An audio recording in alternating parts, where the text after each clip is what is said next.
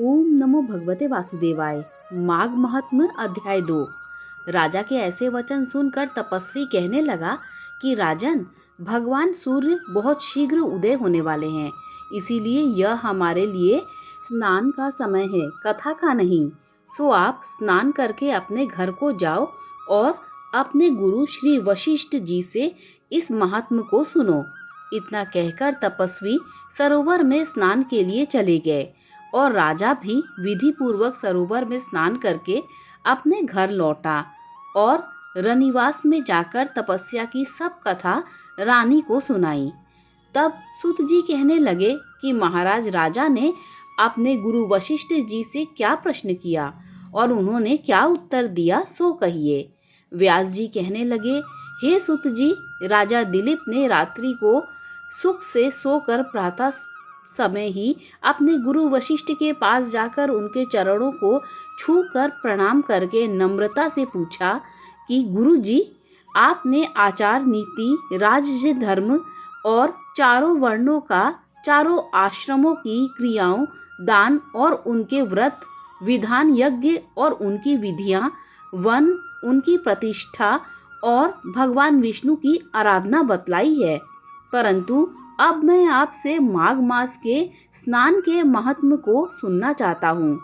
सो हे तपोवन, नियम पूर्वक इस विधि को समझाइए। गुरु वशिष्ठ जी कहने लगे, हे राजन, तुमने दोनों लोकों के कल्याणकारी वनवासी तथा गृहिणियों के अंतःकरण को पवित्र करने वाले माघ मास के स्नान का बहुत सुंदर प्रश्न पूछा है। मकर राशि में सूर्य के आने पर माघ मास में स्नान का फल गौ, भूमि, तिल, वस्त्र, स्वर्ण, अन्न, घोड़ा आदि दानों तथा चंद्रायण और ब्रह्मपूर्व व्रत आदि से भी अधिक होता है। वैशाख तथा कार्तिक के जप, दान, तप और यज्ञ बहुत फल देने वाले होते हैं, परंतु माघ मास में इनका फल बहुत ही अधिक होता है। माघ मास में स्नान करने वाला पुरुष राजा और मुक्ति के मार्ग को जाने वाला होता है। दिव्य दृष्टि वाले महात्माओं ने कहा है कि जो मनुष्य माघ मास में सकाम या भगवान के निमित्त नियम पूर्वक माघ मास में स्नान करता है, वह अत्यंत फल वाला होता है। उसको शरीर की शुद्धि, प्रीति, ऐश्वर्य और चारों प्रकार के फलों की प्राप्ति होती है। अदिति ने 12 वर्ष तक मकर संक्रांति अन्न त्याग कर स्नान किया। इससे तीनों लोकों को उज्जवल करने वाले 12 पुत्र उत्पन्न हुए।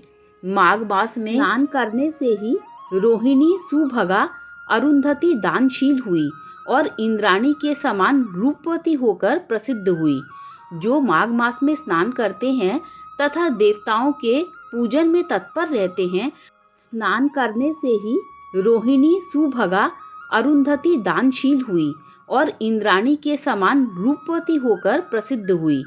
जो माघ मास में स्नान करते हैं तथा देवताओं के पूजन में तत्पर रहते हैं, उनको सुंदर स्थान, हाथी और घोड़ों की सवारी तथा दान को द्रव्य प्राप्त होता है और अतिथियों से उनका घर भरा रहता है। उनके घर में सदा वेद ध्वनि होती रहती है। वह मनुष्य धन्य है जो माघ मास में स्नान करते हैं, दान देते हैं तथा व्रत और नियमों का पालन करते हैं, और दूसरे पुण्यों के क्षीण होने से मनुष्य स्वर्ग से वापस आ जाता है। परंतु जो मनुष्य माघ मास में स्नान करता है, वह कभी स्वर्ग से वापस नहीं आता। इससे बढ़कर कोई नियम, तप, दान पवित्र और पाप नाशक नहीं है। भृगु जी ने मणि पर्वत पर विद्याधरों को यह सुनाया था। तब राजा ने कहा कि ब्राह्मण भृगु ऋषि ने कब मणि पर्वत पर विद्याधरों को उपदेश दिया था, सो बतलाइए। तब ऋषि कहने लगे, हे राजन, एक समय 12 वर्ष तक वर्षा न होने के कारण, सब प्रजा क्षीण होने के कारण संसार की बड़ी उद्विग्नता फैल गई थी। हिमालय और विंध्याचल पर्वत के मध्य का देश निर्जन होने के कारण श्राद्ध, तप तथा स्वाध्याय सब कुछ छूट गए। सारा लोक विपत्तियों में फंसकर प्रजाहीन हो गया। सारा भूमंडल फल और अन्न से रहित हो गया। तब विंध्याचल से नीचे बहती हुई नदी के सुंदर वृक्षों से आच्छादित अपने आश्रम से निकलकर श्री भृगु ऋषि अपने शिष्यों सहित हिमालय पर्वत पर गए। इस पर्वत की चोटी नीली और नीचे का हिस्सा सुनहरी होने से माघ मास महात्म सारा पर्वत पीताम्बरधारी श्री भगवान विष्णु के सदृश लग रहा था। पर्वत के बीच का भाग नीला और बीच बीच में कहीं कहीं सफेद स्फटिक होने से तारों से युक्त आकाश जैसी शोभा को प्राप्त होता था। रात्रि के समय वह पर्वत दीपकों की तरह चमकती हुई दिव्य औषधियों से पूरित किसी महल की शोभा को प्राप्त होता था। यह पर्वत शिखाओं पर बांसुरी बजाती और सुंदर गीत गाती हुई किन्नरियों तथा केलों के पत्तों की पताकाओं से अत्यंत शोभा को प्राप्त हो रहा था। यह पर्वत नीलम पन्ना पुखराज तथा इसकी चोटी से निकलती हुई रंग बिरंगी किरणों से इंद्रधनुष के समान प्रतीत होता था। स्वर्ण आदि सब धातुओं से तथा चमकते हुए रत्नों से चारों ओर फैली हुई अग्नि ज्वाला के समान शोभायमान था।